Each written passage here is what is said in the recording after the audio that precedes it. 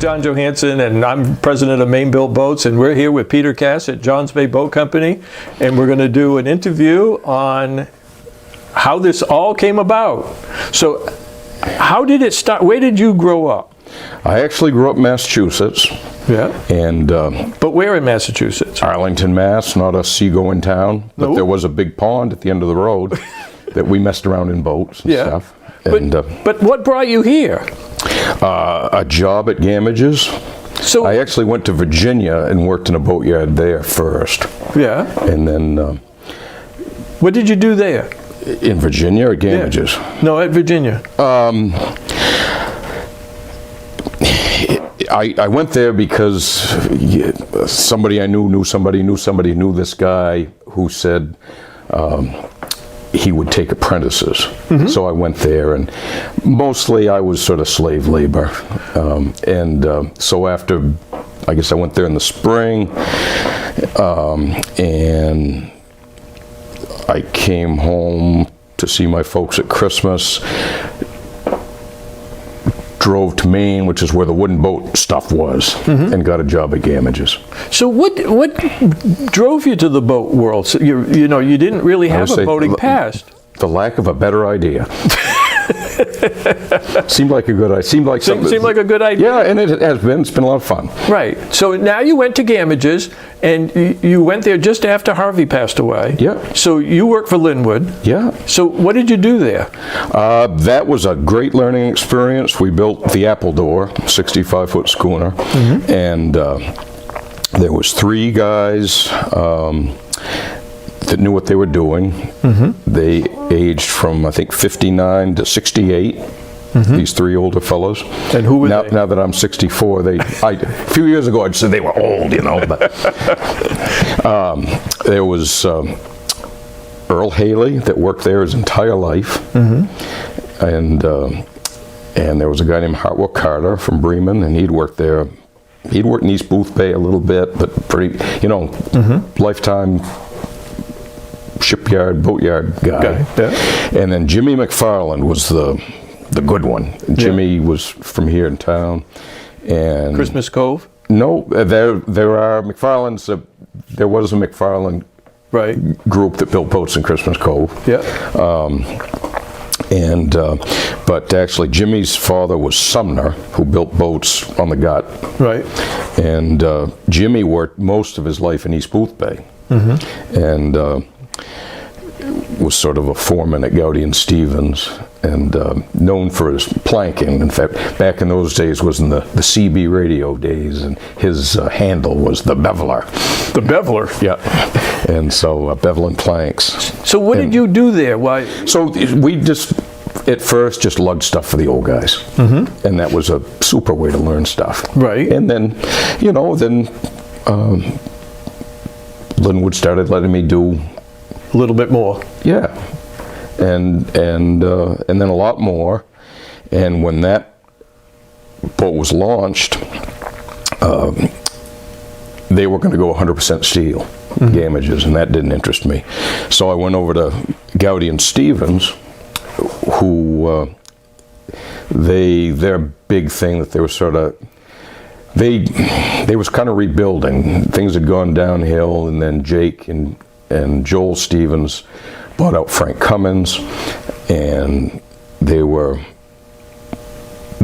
getting into steel because Joel Stevens had worked with Eddie Gamage and was into steel boats. But they had a good railway business going, and the big thing they had going was they were going to redo the America in cahoots with Sonny Hodgson. So I hired on there, and they actually had a job going doing major repairs to an 88-foot Eastern rig from New Bedford. And me coming from Gamage's, even though I think I just turned 18, I was a fountain of knowledge, you know. So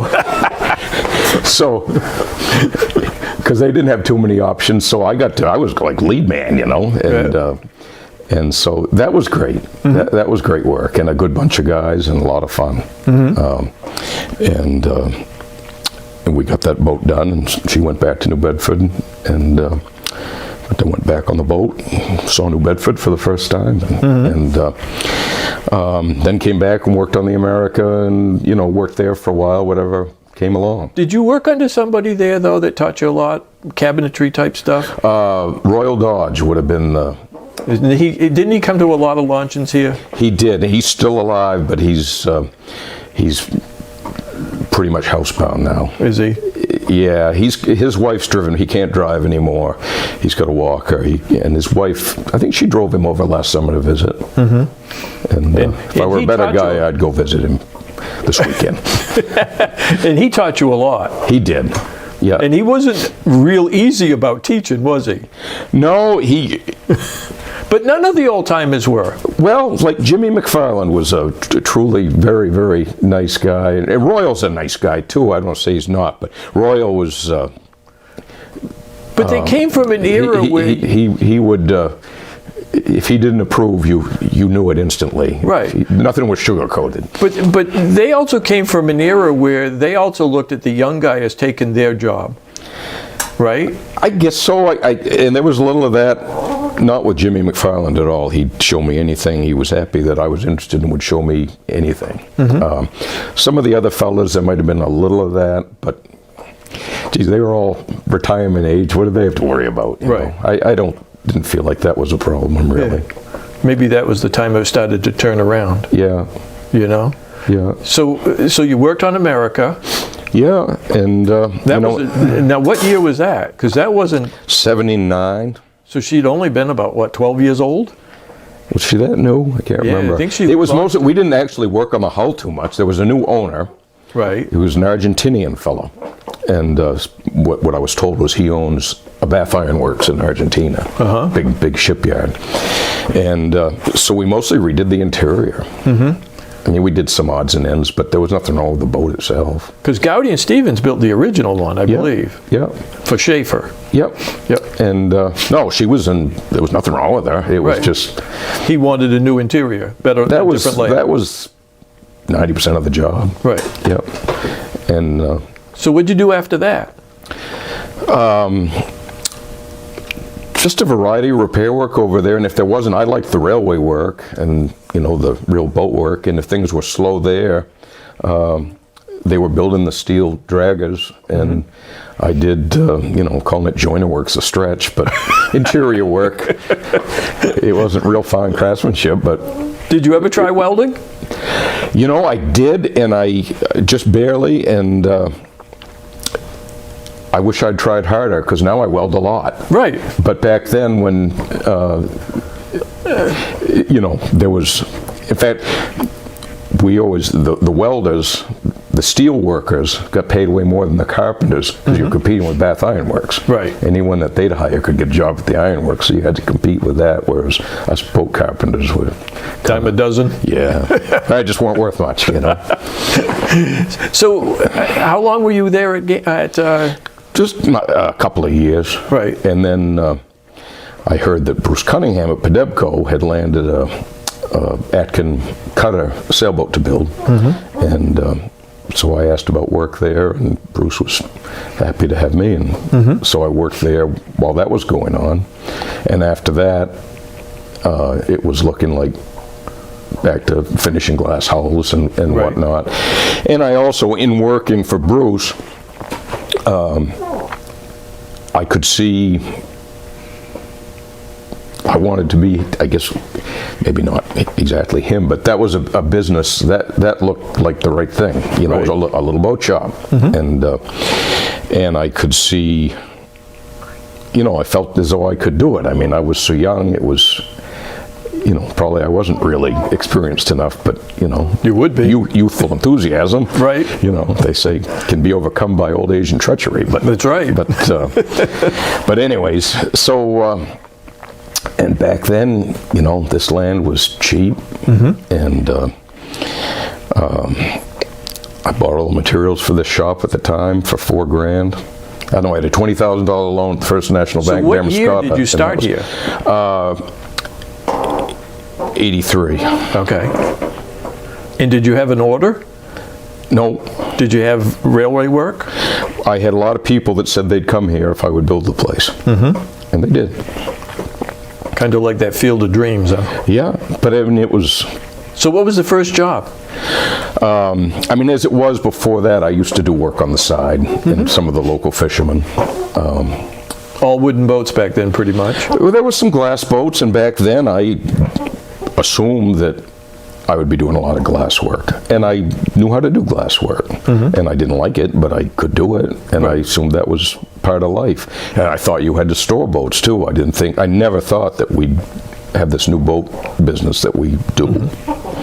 And so I stored a handful of boats and hauled the local guys out and occasionally got a little boat to build, a skiff or I guess my first, power boat. A guy from down Christmas Cove wanted a 24-foot mini lobster pleasure boat built.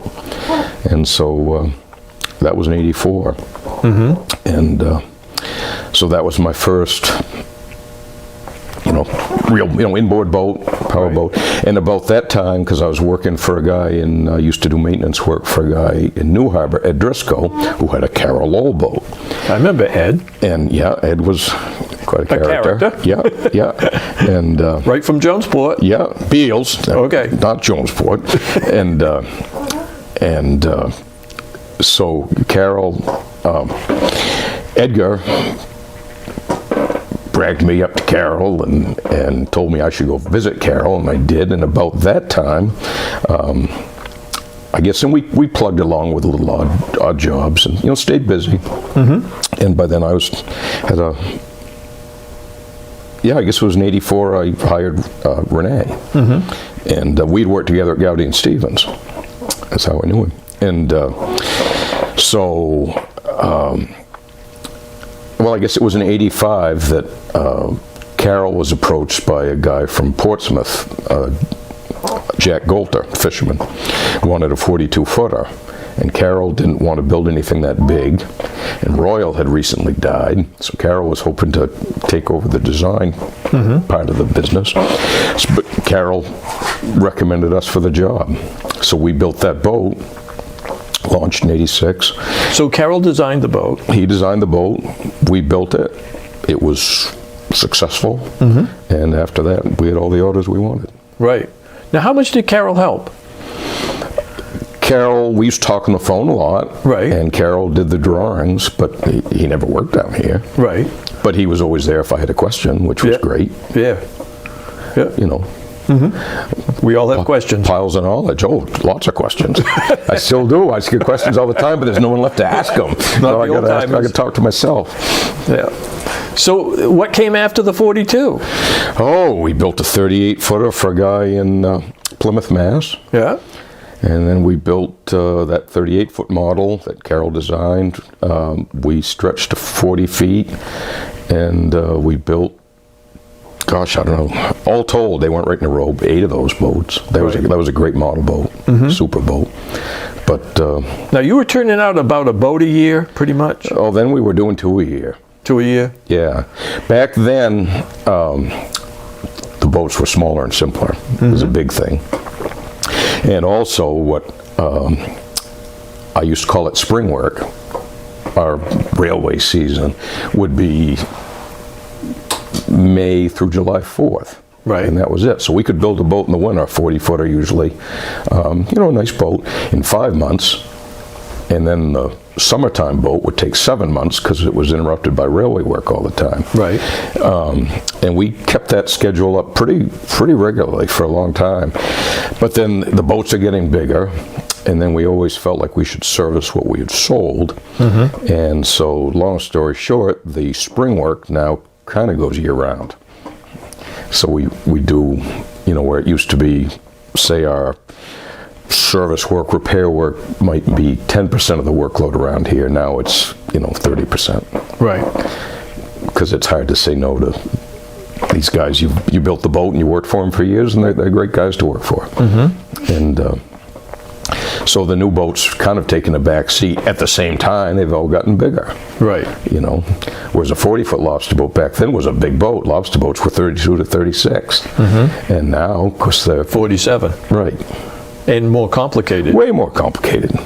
And where's the complication? It's not in the construction. No, I mean, something that's bigger takes a little more time to build, but it isn't that. It's the systems. Yeah, because there's not. I mean, used to be the hydraulic. Used to be a pot hauler and a helm. Right. You put the engine in. You could wire one, or I never did my own wiring, but a guy could wire one in a day and a half, and Now it takes them what? weeks. Yeah. Weeks. You got generators, you got inverters, you've got 24-volt engines, you've got 12-volt, you've got two alternators, 12, 24, 110, It's a mess. It's a mess, yeah. And the hydraulics are way more complicated, and the tanks are below deck, and you've got oodles of pumps and plumbing and everything. Everything. And standards have come way up. I mean, they did about the time we were getting started, but the lobster boats that were built in the 60s, I mean... They were simple. Yeah. I mean, not only was they were simple animal, but the standards weren't as high, and they were great boats and everything, but I mean, the standards have come way up, whether it's wood class or whatever it is, it's a whole different world now, Yep. I mean, there's a whole lot more sanding goes on than there ever did, Yeah, you call it rubbing. Right. Yeah. Yeah. When did you do your first yacht? Well, that little 24-footer in '84, that was a pretty fancy little yacht. But then after that, I don't know. We did a 35-footer. Well, we did a 28-footer. I don't remember the years, but that's our one storage boat out here, because the guy that we built it for lives just around the corner. Right. And we built that. I don't know, in the early 90s. Yeah. And then we built a 35-footer. In 1990, we built a 40-footer with Carroll design. It had a clipper bow. That was the only flybridge boat we ever built. And that was more complicated. Oh, yeah. Boat, the timber. Yep, I remember timber. And then, gosh, what else do we build for yachts? I mean, we seem to build more now.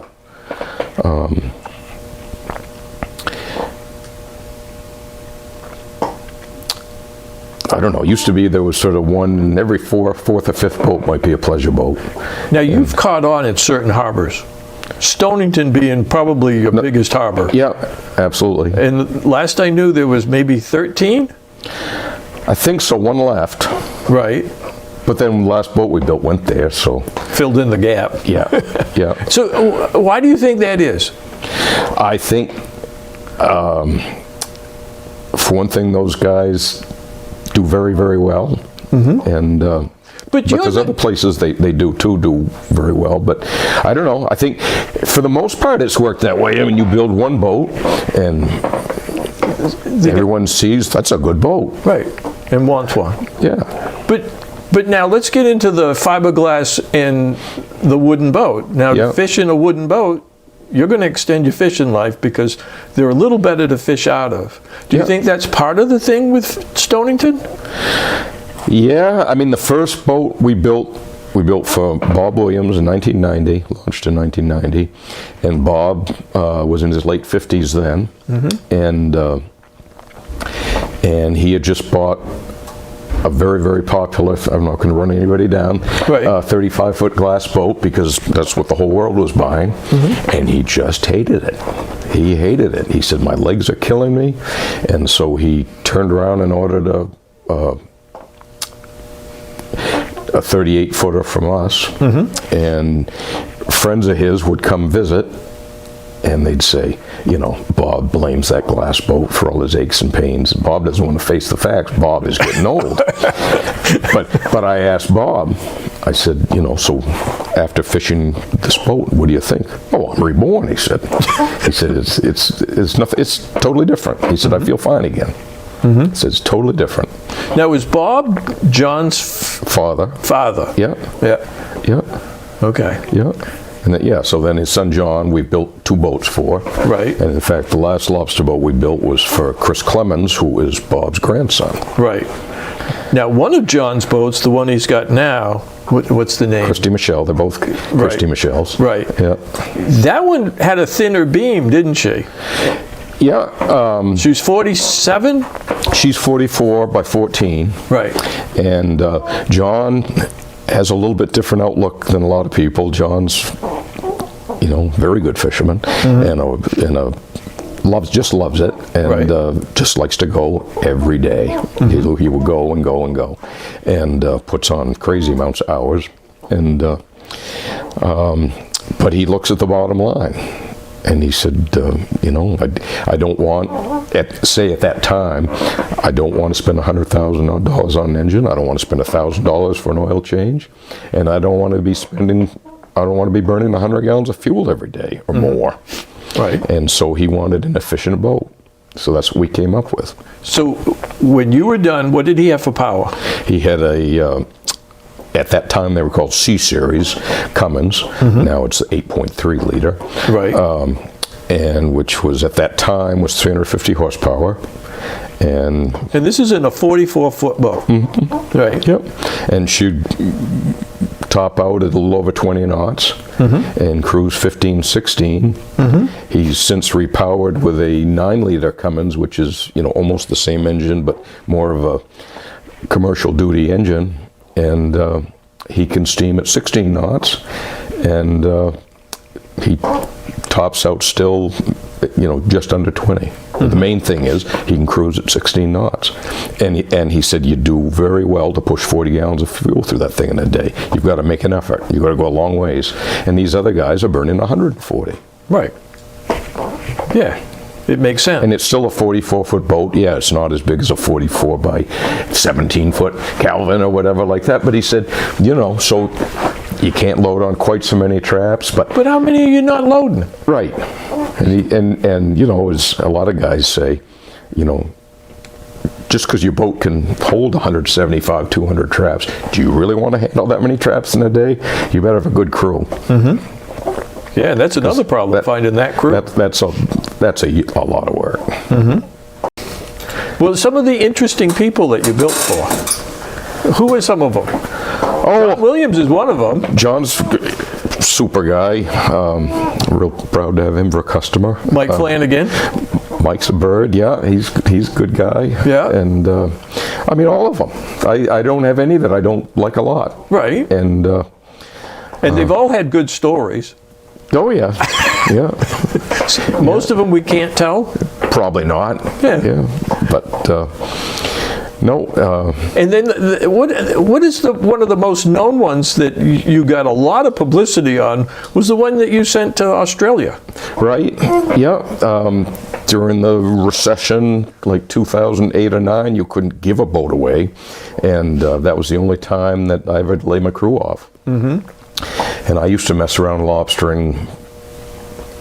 I had for years in a skiff. Right. So I'd always wanted to build a little lobster boat for myself. And you did. And I had saved odds and ends, So I did. That was something to do. And it worked out well. It was, because business hadn't been that great leading up to that, so I'd been squirreling away a few bucks and whatnot. And I sat down, looked at what I had in the bank, and I said, I can go 30 or 40 weeks if nothing breaks. And so I built my boat that winter, and but when spring rolled around, things came back to life. Right. And I was able to bring back at least 2 of the guys at first. So we started showing a profit again. Right. And I had a chance to build my little boat. 24-footer? She's just 24, but I enjoy that boat a lot. Yeah. And she's outside covered up. And right. And how many traps do you fish a year? Usually 65, 70. What I can bait with a tray of bait. Right. And it gives me an excuse to get out on the water twice a week, and I love it. Right. So and then the Australian boat came in after that. Yep, that's what really, that was the first new boat to come along after the recession. And so what was she? She was this Australian guy, Will Bellew. He saw a YouTube video of the launching of Eddie Grant's Agamenticus. Yeah. Eddie's a two-boat customer from York. Yeah. And that was, Eddie's boat was right before the recession. And he saw that, and this Will got all excited about a Down East style boat. And so we based that, he wanted that model. You know, she's a full-blown cruiser. She had everything. Right. And to make everything work, and I employed Spencer Lincoln Right. to help me. He took my half model, because all I use is a half model to build from, you know, the kind of the old way, no drawings. And Spencer helped us with arrangements and so on, and that was neat. Spencer is a clever guy, and that was a good experience, and I learned a lot from Spencer. He had a lot of good ideas. So we built that boat, and by the time we got that done, and me and a couple of guys that worked here took her to Baltimore and loaded her on a ship. Off she went. Did they put her on deck? They must have. I think she was going to go inside. A container? No, but they had I don't know, as I understood it, it was a roll-on, roll-off. But they had an inside section, and all we did was, it was kind of odd, went to Dundalk, Maryland, which is, you know, next to Baltimore, Right. but it's where the big shipping pier is. Yeah. And of course we weren't union, we weren't allowed on, you know, we're not allowed on the wharf, but we have to get the boat to the wharf, so we had to be escorted off. There was somebody sat there the whole time, and I didn't know what they were doing, and that was our escort, take us outside the gate and drop us off. And there was a longshoreman who had a gig. There's so much of that went on.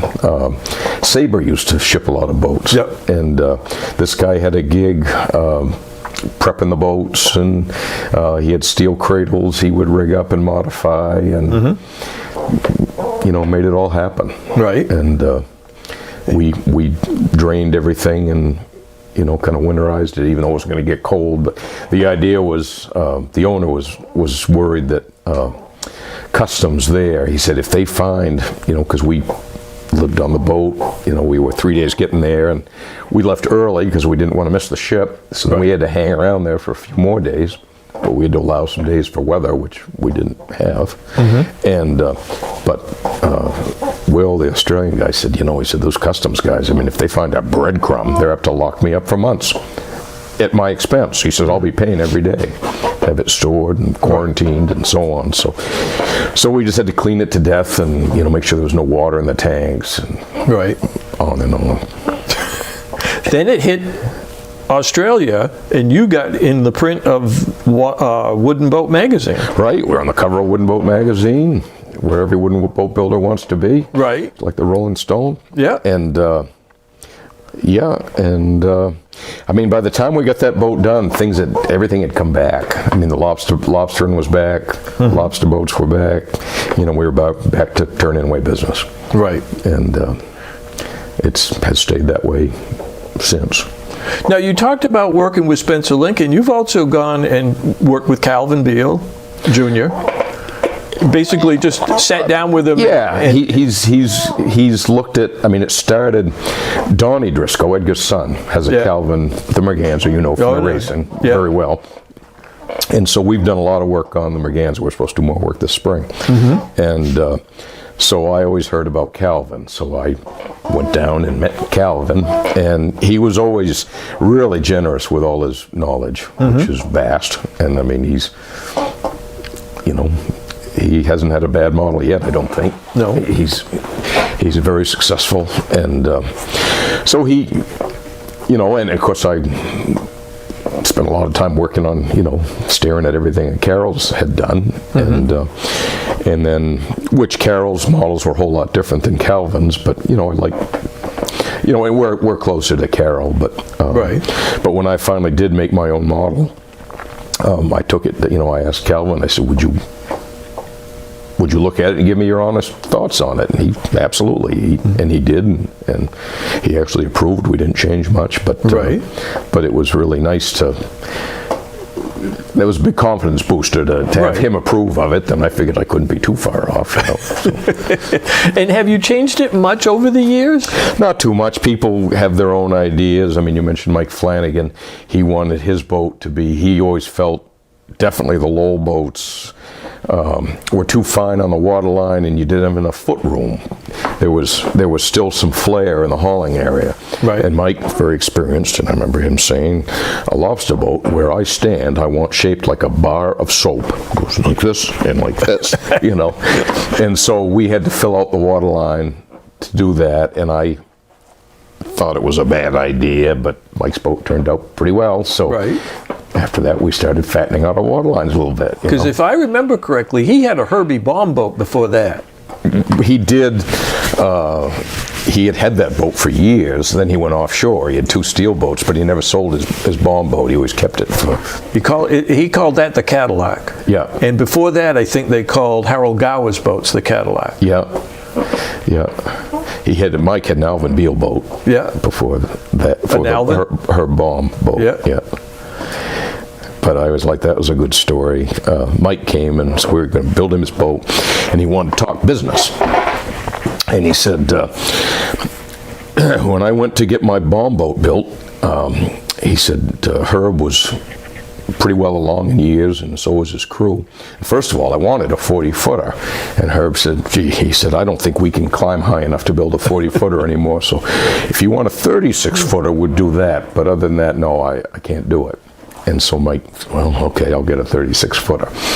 And then he said, well, how about money? You know, what do you think we're talking here? And Herb told me, he said, you know, I still want to build boats. I'd like to build you this boat. But he said, I don't have to build boats anymore, and I don't want to build them for nothing anymore. He said, so we'll go to work. We'll give you a hard day's work. We'll bill you every week. And if it's ever too much for you, you let me know, and I'll move her outside.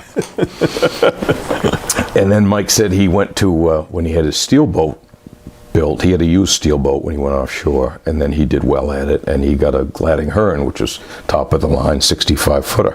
He said, when I went to Gladding Hearn, he said, they had a list of specifications this thick, and they had a price for me, and anytime if things were changed, whether it was on their end or my end, there was a change order written, signed by both parties, and that was good. I always kept track of what was going on. What do you think of that? And I says, well, I don't know.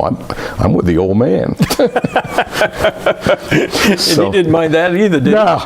No. So that's the way we went. Yeah. And I said, gee, Mike, there's 3 of us here working, you know. I said, if we're going to hire a secretary to write change orders, I said, maybe we can get one for $12 an hour. I said, and sit her over in the corner or whatever. And do you really think that's going to work out in your favor? I said, I think we'll just call it good. Yeah. Any other designers you work with? You've been using the guy at Brooklyn Boatyard. Yeah. Will Sturdy. Will Sturdy's. He actually did some work. We were going to build a 47-foot yacht, but we just couldn't. I couldn't get enough information out of the owner to start. We were getting close to finishing would have been the previous boat, and we still just did not have the information, and I couldn't get it. Mm-hmm. And I told the fellow, I said, if you can't, I understand you're a very busy businessman and such, but I said, if you can't give me some more information, I can't start your boat. I'm a small business. I've got to have work. We've got, 5-6 weeks left on the boat we're on, and then I need another job. Mm-hmm. And I didn't hear from him for a week. This was all email conversation. Excuse me. And I sent him his deposit back. Mm-hmm. And that spurned this one? This guy had, I guess the reason I had courage enough to have that attitude was because this guy had said, how's everything coming on that other project? And I said, well, I don't know. It makes me nervous, really. The guy just doesn't seem to be that interested. And he said, well, if anything falls through, you let me know, because I'd just soon do it again. Now, he had one of your older boats. He had bought a boat of ours third hand. Mm-hmm. and he enjoyed that boat, and so he wanted one that was just a little bigger. So how big was the first one? Was a 40-footer, but she was really narrow. That model originated as a 36-footer. Okay. That I built for a guy in Stonington. And we had a guy had a summer place just across the bay in Pemaquid, and he wanted a pleasure boat. I mean, he said, I like the old models. I want a throwback. I wanted to look. He had us take the flare out, and he wanted a narrower boat, and so we used that 36-footer, and I hated to, but we whacked the flare out, and we put tumble home in, because the original didn't have just a touch, but we put more in. And it was interesting because we built that 40-footer, and even though she was a yacht, and yachts are heavier because there's just more in them, she went better than the 36-footer with equivalent power because of the longer waterline. Right. And she'd handle the weight better. And I always knew that was true, but that was really clear in that case. Right. And but anyway, and so this fella, so we built him. And we built him the Never Better, which is a 42-footer. And so she's only 3 years old now, and he says, this is more fun than using them, so having them built. So what does the second one have in it? Did he do a complete interior? Oh, yeah. Yeah. And yeah, no, she's a real cruiser, you know. Right, but your cruisers are kind of almost like your lobster boats. Oh, that's not true. I mean, we build probably, I don't want to brag, but we put more and, well, what the hell, nicer interiors in our lobster boats than I think anyone else. Not that they without can't. Question. But, yeah, they can do it. But most of the fishermen wouldn't want it. Right. A lot of guys don't want it. And we've had customers that say, I don't want it. Now, my favorite one, all I want down forward is a box of bands, you know. Right. Now, I also heard one went out to Matinicus once, and the old timers took one look down below and told the guy, that's not right. That's just not right. Yeah. You know, oh, maybe. Because, you know, it had a full interior. Yeah. It didn't have a head. I don't believe it had a head in it. No. But really, really nicely done. Yeah. And, you know, it doesn't have that much expense. And some guys use it. And some guys don't really. But they all find they like having places to put things, not just have stuff in a heap. Right. And, you know, you take your average good old lobster boat, and they'd have, you know, V-bunks or lockers, a lot of them call them, and, you know, after a while you don't really know they're there, you know, they're heaped with crap and spare parts and bands. And do you find that some of them actually cruise a little bit? yeah, oh yeah. You know, will take and go somewhere for the weekend and stuff? Yep, absolutely. And a lot of times the wife will join them because she wants to do it. Absolutely. Yeah, the last boat we built for Chris Clemens in Stonington, he has a young family, 2 little girls, and I know they have, and they were looking forward to that. He had a little bit more put in than even most people, because he said, oh, we'll spend some weekends aboard here. Yeah. So now the guy from Westport, Paint Near him, he's come back for another one. So this one you got behind us, that's a 47? No, she's 44. She's only a little bigger than the last one. Okay. The last one was 42 by 13 and a half. This one is 44 by 14. Yeah. This is the same, basically, as John Williams, Christy Michelle. Okay. And so what's down below in her? Oh, she's got... you know, she's a real forward. She's got a forward cabin with, you know, generous V-bunks plus, you know, lockers, you know, bureaus and stuff by hanging locker behind that. Then a bulkhead, you know, so that's, you know, with a door. That's a forward cabin. Right. And then on the port side aft, she's got. It's kind of a small double bunk and like a bureau and stuff. And on the starboard side, she's got a roomy head and a shower. Right. And in the wheelhouse, she's got a galley on the starboard side, sort of helm seats, passenger seats, you know, to sit at the bulkhead. 4 people can sit up, and then a settee on the port side behind that seat, you know, the standard thing with the table on a pedestal that drops down and makes another double bunk. Right. And Pretty good sized cockpit. Yeah. The nice thing about this, we kept the same proportions.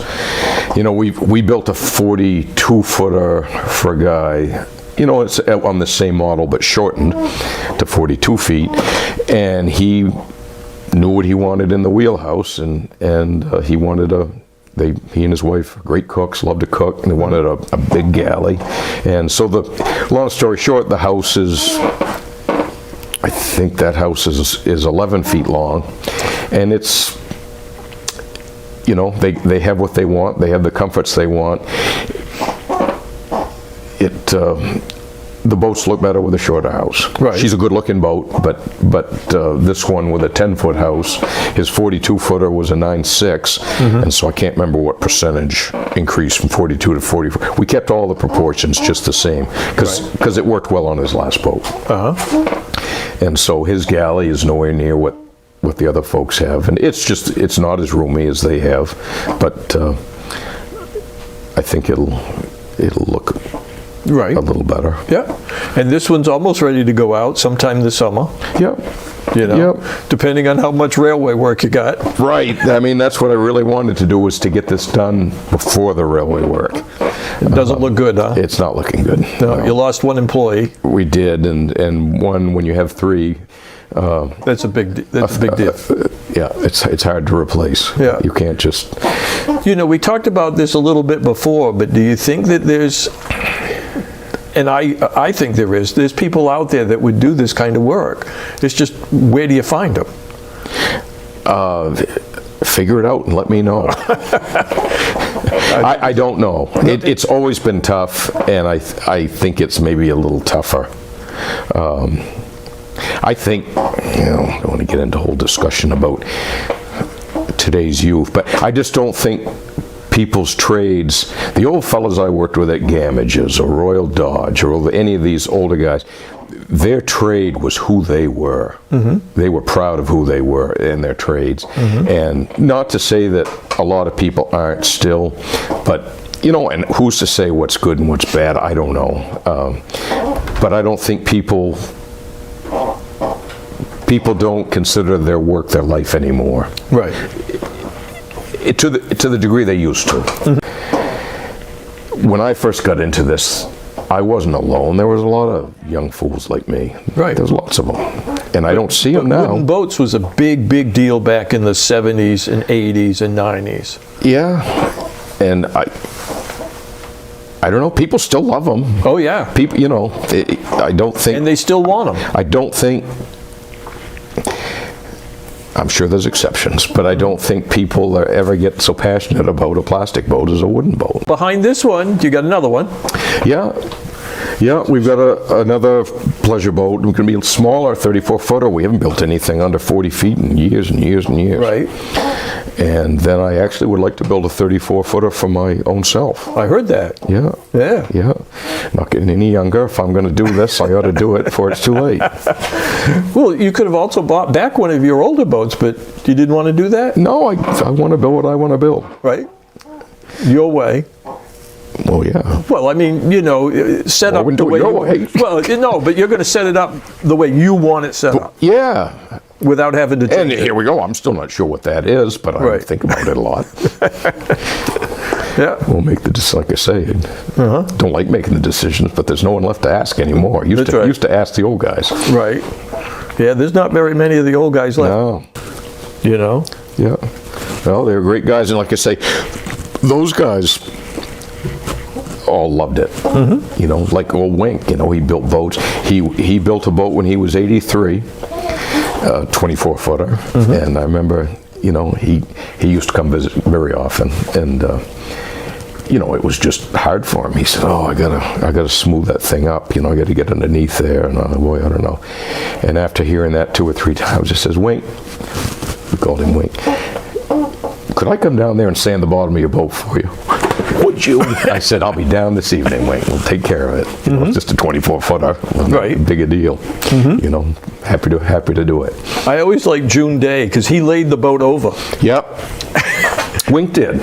Did he? Yep. I did it when I built my little boat. These bigger boats, I mean, that it still might would not be be- good. It'd be hard to do. Plus, these are easy to get under. You build a small boat, and especially the older boats with flatter bottom. Here we go again with my Lowell influence, which is they're a lot sharper than anyone else's. You know, maybe not Dougie Dodge, but you know, more so than any Beals. But even like Calvin, his boats have more going on. I think more. You know, he was called it built on the S curve. I mean, they drop down under the engine, but still. You know, those boats that were pretty flat bottomed and they only swung a 20-inch wheel or whatever. You're crawling. Yeah. Laying on know. your back. Yeah. That's know. right. You got one. Yeah. So the laying over thing is pretty obvious. It's a good thing. Yeah. Yeah. No, when I built my 24-footer, I did it. Yeah. I got enough planks on it where I felt like she'd hold together when I tipped her over, and I did have, you know, chain fall. I got a bridge crane in here, and it's quite easy to control it. It wasn't Right. wasn't That's a exciting. good thing. Wasn't exciting. You know? This could be interesting. Yeah. You've built for some interesting people too. I've been lucky. We've had great customers. Yeah, and most of them, when we do a launch here, how many of them come back and stand in front of the boat? Most of them. Yeah. Yeah, most of them. Yeah. Yeah, it's old home days. It's fun. Yeah. And, of fun. And to launch here, you still use cradles. We put the cradle on the railway, and so they still. It's not smoking grease like an old, you know, greaseways launching like in the old days, but it's exciting.